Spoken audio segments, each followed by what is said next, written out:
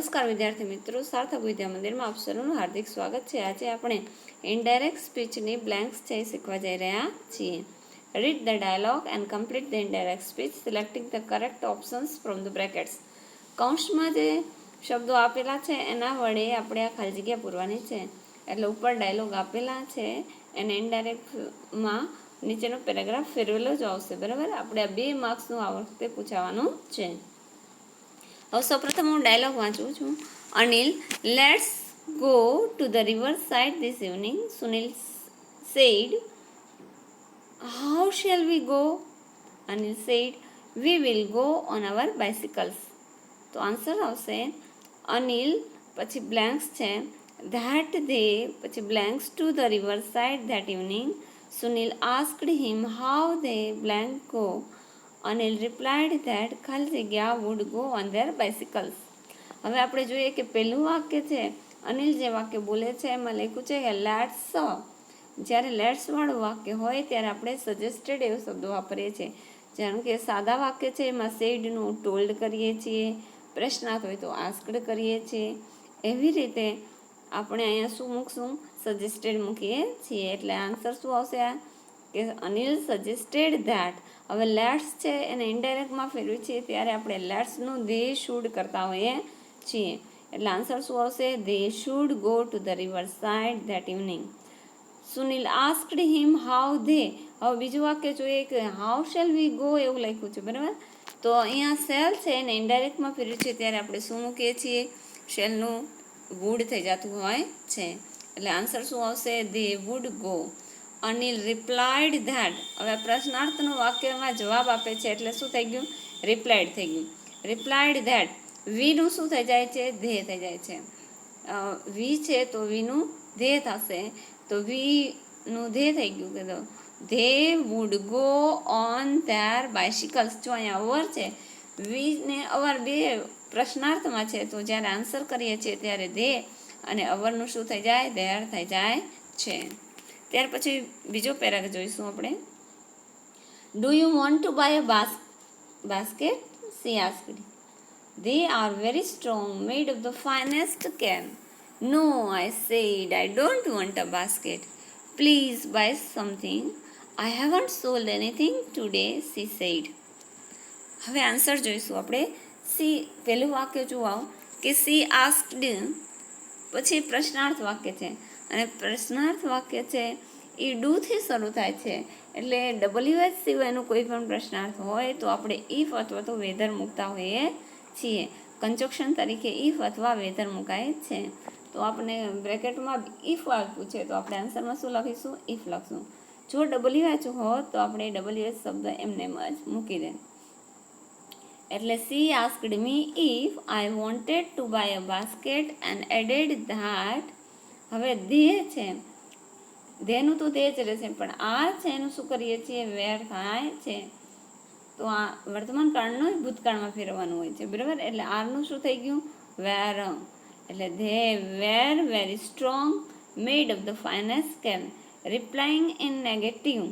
નકારમાં જવાબ આપતા. નો આપ્યું છે એટલે આન્સરમાં લખ્યું છે રિપ્લાઇંગ ઇન નેગેટિવ. નકારમાં જવાબ આપતા. આઈ સેડ છે, સેડનું શું થઈ જાય છે? ટોલ્ડ થઈ ગયું. એટલે આન્સર શું આવ્યો? Told. I told Har that I don't want a basket. તો એનું શું થઈ ગયું? ડોન્ટ છે એનું શું થઈ ગયું? ડીડન્ટ. એટલે I didn't want a basket. She requested me. જો પ્લીઝ વાપરું છે એટલે પ્લીઝનું શું થઈ જાય? Requested me.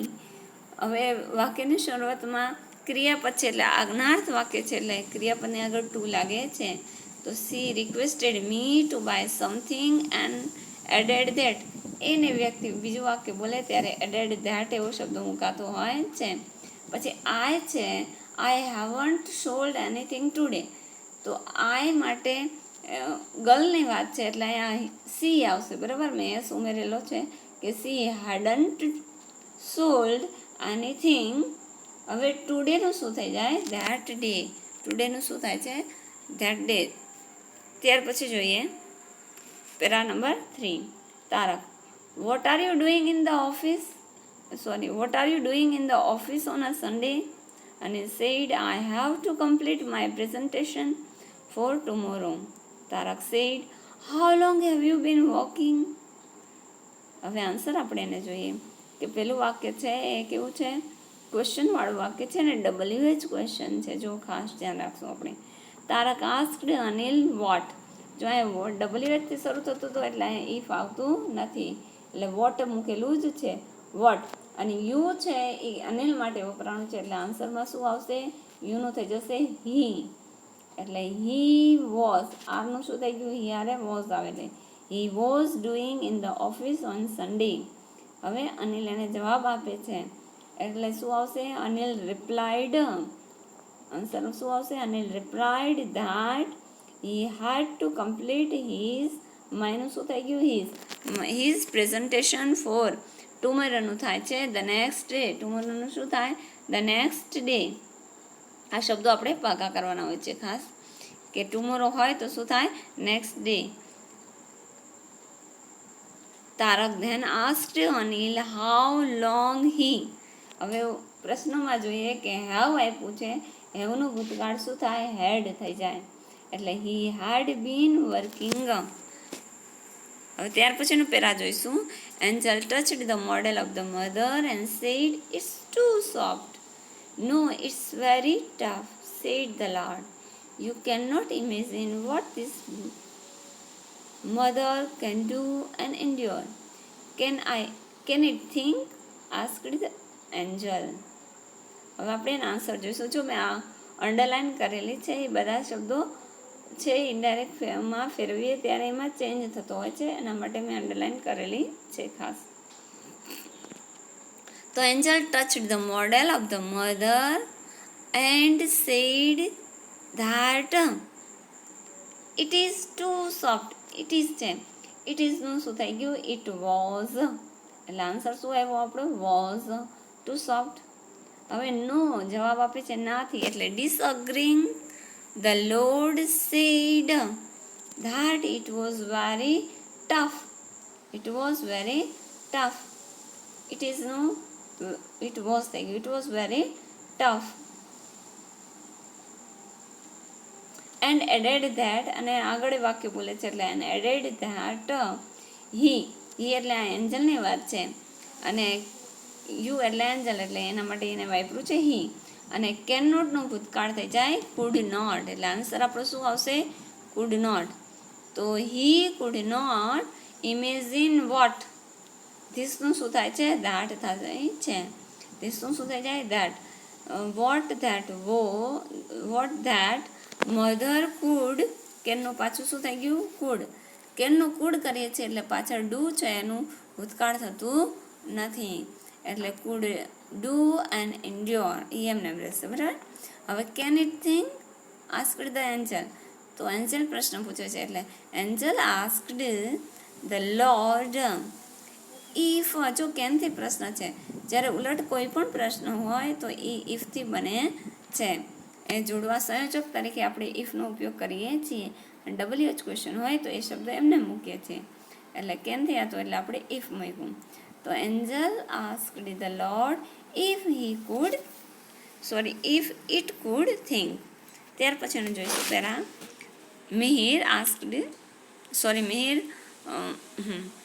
Mihir said can I speak to Vinay.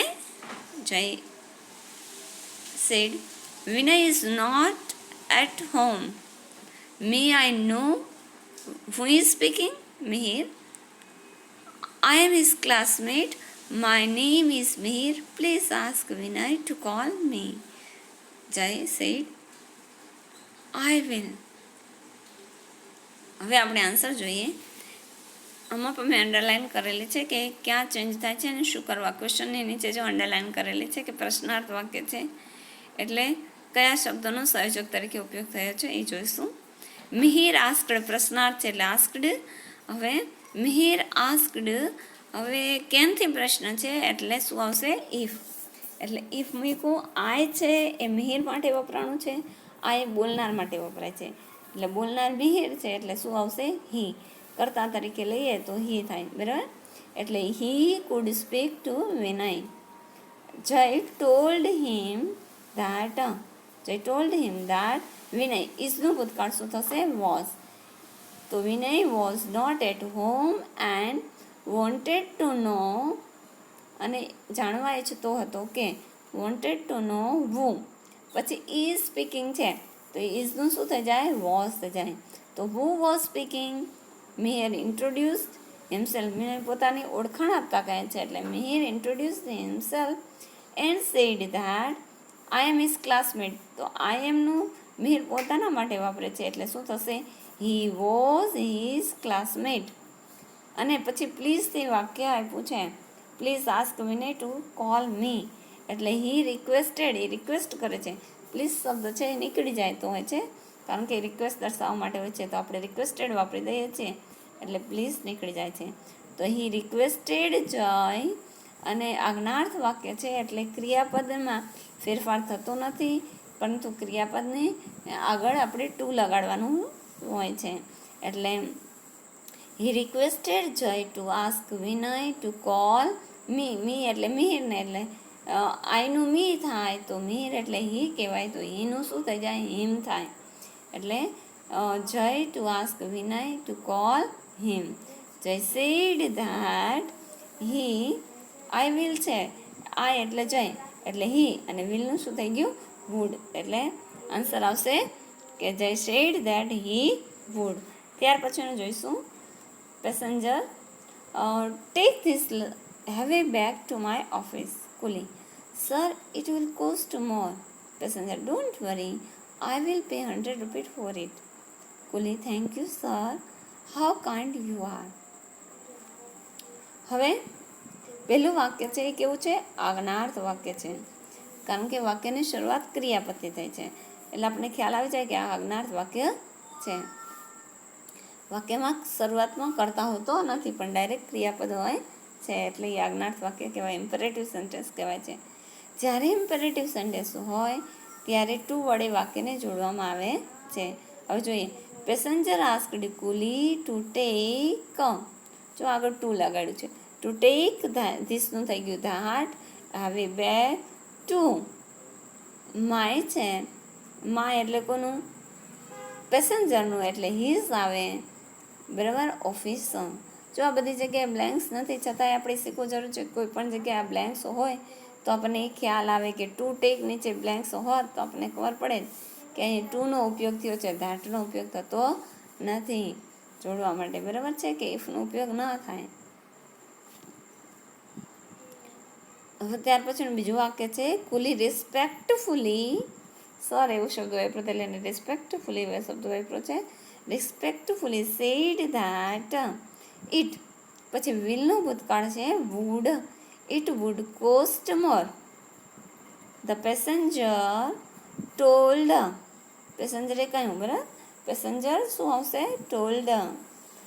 The કુલી, હવે વાક્ય છે ડોન્ટ વરી શબ્દ છે, જ્યારે ડોન્ટ વરી આપ્યું હોય ત્યારે એ પણ આજ્ઞાર્થ વાક્ય છે, પણ એ નકારવાળું આજ્ઞાર્થ વાક્ય છે. નકારવાળું આજ્ઞાર્થ વાક્ય હોય એટલે ડુ નોટ અથવા તો ડોન્ટ વાપરેલું હોય ત્યારે આપણે નોટ ટુ વાપરીએ છીએ. તો આન્સરમાં આવે not to worry and added that, અને આગળ વાક્ય બોલે છે એટલે એડેડ ધેટ આઈ એટલે હી પેસેન્જર માટે વપરાણું છે, વિલનું વુડ પે 100 રૂપી ફોર ઇટ, અને થેન્ક યુ છે એટલે થેન્કિંગ પેસેન્જર કુલી એક્સક્લેમ્ડ. તો શું આવશે? આજ્ઞાર્થ વાક્ય છે, ઉદ્ગાર વાક્ય છેલ્લું, હાઉ કાઇન્ડ યુ આર, એ કેવું વાક્ય છે? એક્સક્લેમેટરી સેન્ટેન્સ છે, એટલે આમ ઉદ્ગાર વાક્ય છે એટલા માટે એક્સક્લેમ્ડ શબ્દનો ઉપયોગ થશે. તો કુલી એક્સક્લેમ્ડ ધેટ હી, એને સાદા વિધાન વાક્યમાં ફેરવી છે એટલે શું પેલા કરતા છે એ આવી જશે, અને હાઉ ને વોટથી એક્સક્લેમેટરી બનતા હોય છે એ નીકળી જાય છે, હાવ અને વોટ જેવો શબ્દો નીકળી જશે. તો અહીંયા હાવ છે આપણે કાઢી નાખશું એટલે યુ આર પેસેન્જર માટે છે એટલે હી વોઝ થશે, અને વેરી શબ્દ છે એ આપણે ઉમેરવાનો છે, વેરી, રિયલ અને ઇન્ડીડ એવો શબ્દ આપણે ઉમેરી શકીએ છીએ હાવ અને વોટને કાઢી નાખીએ ત્યારે, બરાબર. કેવી વાત શેની વાત થાય છે તો કે એક્સક્લેમેટરી સેન્ટેન્સની. એક્સક્લેમેટરી સેન્ટેન્સમાં હાવ અને વોટ નીકળી જાય છે, વિધાન વાક્ય બને છે, અને વિધાન વાક્ય બને છે ત્યારે એમાં વેરી, રિયલી, કેન્ડિડ એવો શબ્દનો ઉમેરો થતો હોય છે. તો coolie exclaimed that he was very kind. વિદ્યાર્થી મિત્રો, આપણે આજે 6 પેરેગ્રાફ કરેલા છે. આની પ્રેક્ટિસ આપણે ખાસ કરી લેશું, કારણ કે બહુ ઇઝી છે. થોડુંક ધ્યાન રાખવામાં આવે, નિયમો આપણે યાદ રાખીશું તો બહુ વાંધો નથી આવતો, તરત આપણને આવડી જશે. તો આની મહેનત આપણે કરી લેશું. અને હજી પાર્ટ 2 છે આનો, એ પણ આપણે આના પછીના વિડીયોમાં મૂકીશું. થેન્ક યુ વેરી મચ વિદ્યાર્થી મિત્રો.